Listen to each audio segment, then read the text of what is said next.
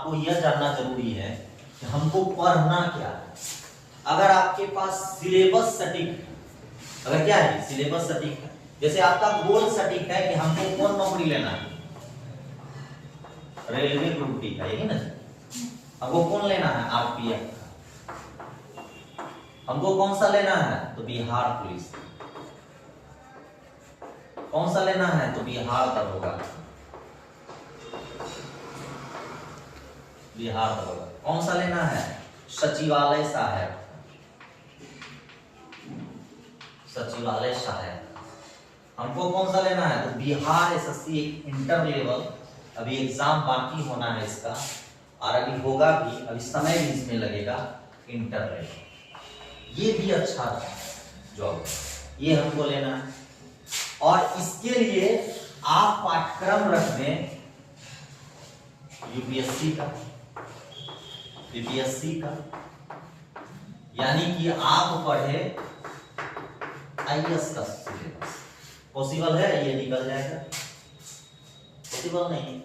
इसके लिए अलग स्ट्रेटजी है, इसके लिए इसका अलग सिलेबस है, और इसके लिए क्या है, अलग सिलेबस। कहने का मतलब है आप अकॉर्डिंग क्या कीजिए, सिलेबस के अकॉर्डिंग अगर आप चलते हैं आपका जर्नी क्या हो जाएगा, कंपटीशन आसान हो जाएगा। सिलेबस से जो ही आप हट करके चलिएगा तो आपका जॉब का जर्नी जो रहेगा, अगर वो 2 साल लगता है तो आपका 5 साल लगेगा, 5 साल लगेगा तो 10 साल लगेगा, जिसका 10 साल उसका तो कभी जॉब ही नहीं होगा। तो सिलेबस के अकॉर्डिंग हमको क्या करना है, चलना है कि railway group D, RPF, Bihar दरोगा, बिहार पुलिस या सचिवालय या बिहार एसएससी इंटर लेवल में क्या सिलेबस है और हमको क्या पढ़ना है, ये बहुत जरूरी है। आपको हम सिलेबस शेयर भी किए थे कि भारतीय राज्य व्यवस्था में हमको क्या पढ़ना है, ये सिलेबस शेयर एक बार और समझिए, क्योंकि बिना इसको समझे आप आगे बढ़ ही नहीं सकते, भारतीय राज्य व्यवस्था को समझ ही नहीं सकते। भारतीय राज्य व्यवस्था का अकॉर्डिंग मतलब क्या होता है, इसको पढ़ने जा रहे हैं, संविधान। इसको पढ़ेंगे, संविधान को पढ़ेंगे। और बताए थे हम आपको कि संविधान में किसका बात किया गया है, नागरिक और सरकार। हाँ, नागरिक और किसका बात किया गया है, सरकार। यही बात बोल, नागरिक और किसका बात किया गया है, सरकार। संविधान में जो बात की गई है वो नागरिक और सरकार का, और ये एक दूसरे का क्या है, पूरक। अगर इन दोनों में सामंजस्य नहीं है, सामंजस्य नहीं है, तो ना नागरिक के बिना सरकार चल सकती है, ना सरकार के बिना कौन चल सकता है, नागरिक। अब संविधान में बात ही कही गई है नागरिक और किसके बारे में, सरकार के, इसी के बारे में बात किया गया। अब बात करेंगे संविधान नागरिक को क्या देता है, नागरिक को क्या देता है, और संविधान के तहत सरकार को क्या प्राप्त होगा,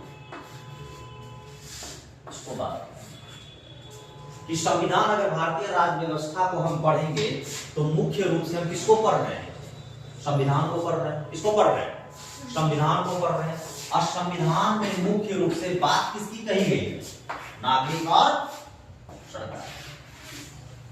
क्योंकि संविधान क्या है, कानून की पुस्तक, कानून की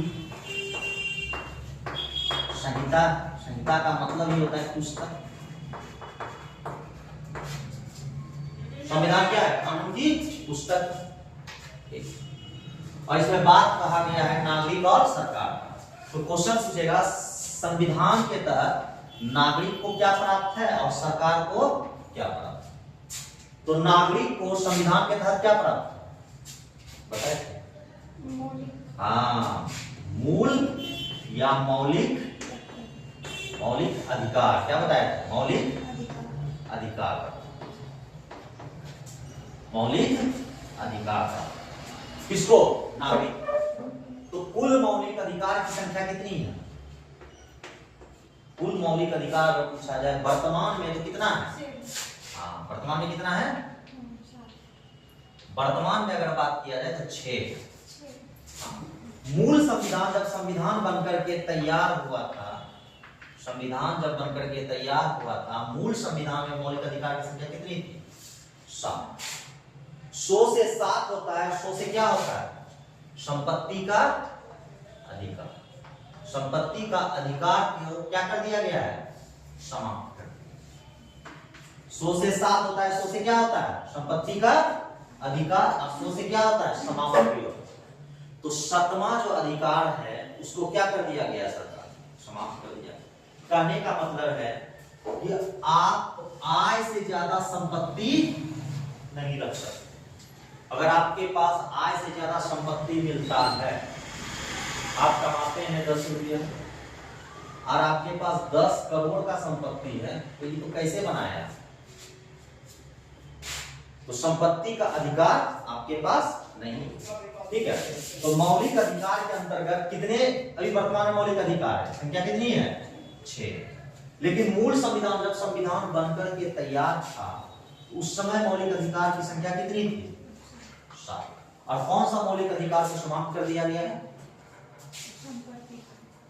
संपत्ति का अधिकार। 100 से 7, 100 से संपत्ति और 100 से क्या? समाप्त। 100 से क्या? समाप्त। नागरिक को संविधान के तहत क्या प्राप्त है? मौलिक अधिकार। ठीक है, और सरकार को क्या प्राप्त है? तो सरकार को प्राप्त है राज्य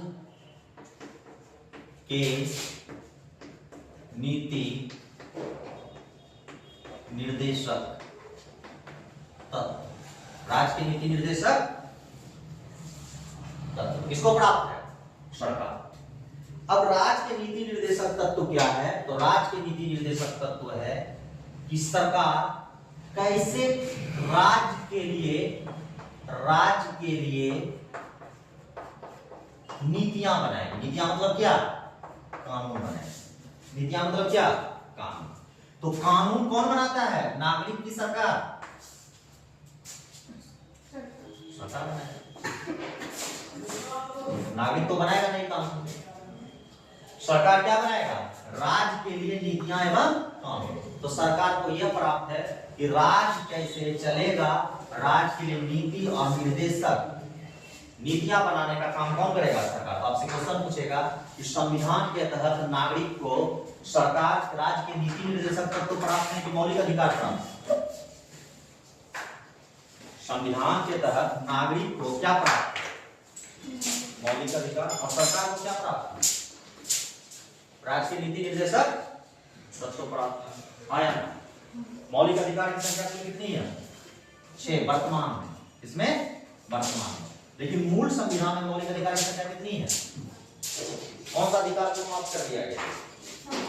संपत्ति के अधिकार को क्या कर दिया गया? समाप्त कर दिया गया।